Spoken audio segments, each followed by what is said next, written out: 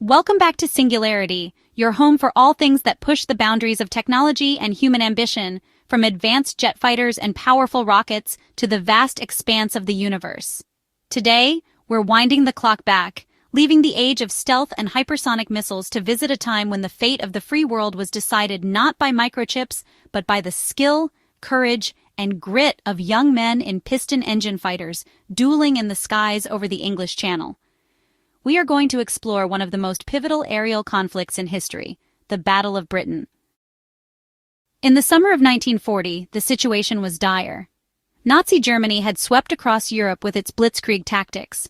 To invade the British Isles, Germany first needed to achieve air superiority to shatter the Royal Air Force and dominate the skies.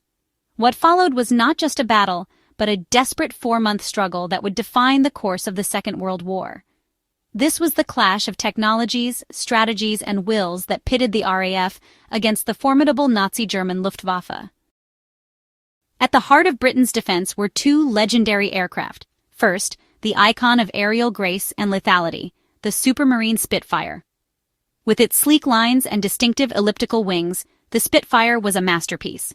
The early variants fighting in 1940 were incredibly agile, with a superb rate of roll that allowed them to outmaneuver opponents in tight dogfights. Powered by the legendary Rolls-Royce Merlin engine, the Spitfire could reach speeds of around 360 miles per hour, or about 580 kilometers per hour. It was a beautiful and deadly duelist, and every single one was precious. But while the Spitfire gets the glory, the true workhorse of the Battle of Britain, the aircraft that scored the most victories, was the Hawker Hurricane. It was an older design, more rugged than the elegant Spitfire, but it was a remarkably stable gun platform and tough as nails. It was slightly slower than the Spitfire, with a top speed of around 340 miles per hour, or 547 kilometers per hour, but it was incredibly agile. Crucially, it was easier to manufacture and repair. The RAF had more Hurricanes than Spitfires, and the classic tactic was to send the Hurricanes to attack the lumbering German bombers, while the Spitfires would fly top cover, engaging the deadly German fighter escorts. Facing them was the pride of the Luftwaffe, the Messersmid BF109.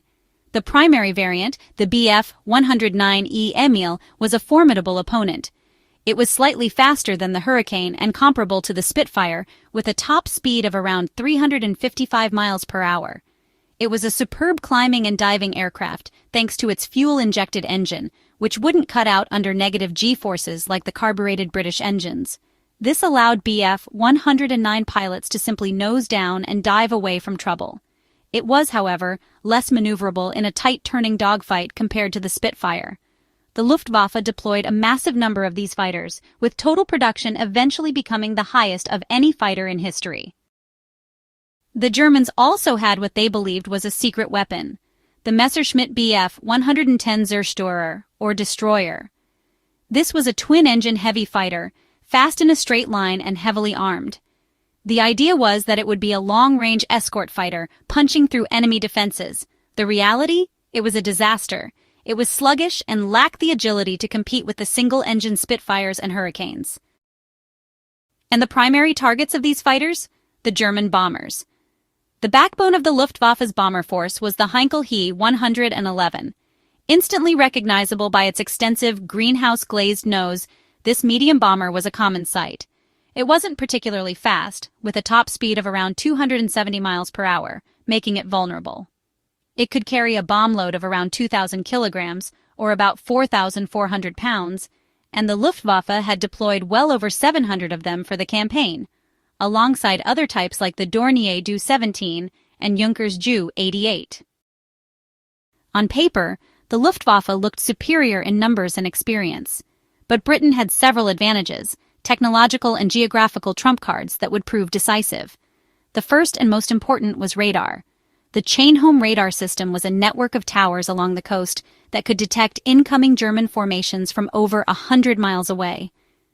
This information was fed into a sophisticated command and control network known as the Dowding system. It allowed the RAF to see the enemy coming, scramble their fighters precisely when and where they were needed, and conserve precious fuel and pilots. Britain's second advantage was intelligence. Thanks to codebreakers at Bletchley Park, who had cracked the German Enigma machine codes, British leadership often had strategic insight into German plans and operational strengths. And finally, there was simple geography.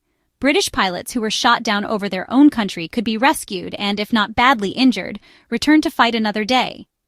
A German pilot who bailed out over Kent became a prisoner of war for the rest of the conflict. Every German loss was permanent. This epic struggle for the skies officially lasted from July 10, 1940 to October 31, 1940.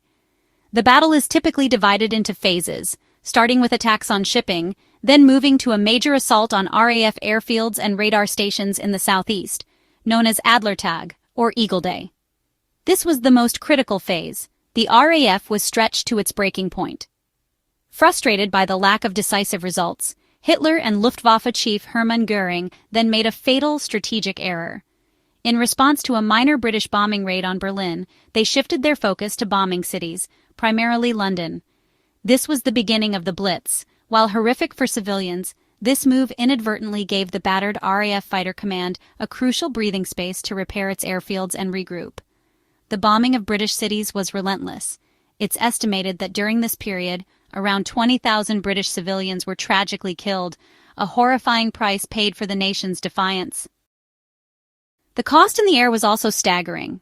Throughout the battle, Britain lost approximately 1,542 aircraft, and most critically, 544 pilots and aircrew from Fighter Command were killed. These were highly trained men who were incredibly difficult to replace. But their sacrifice was not in vain. The German losses were catastrophic and ultimately unsustainable.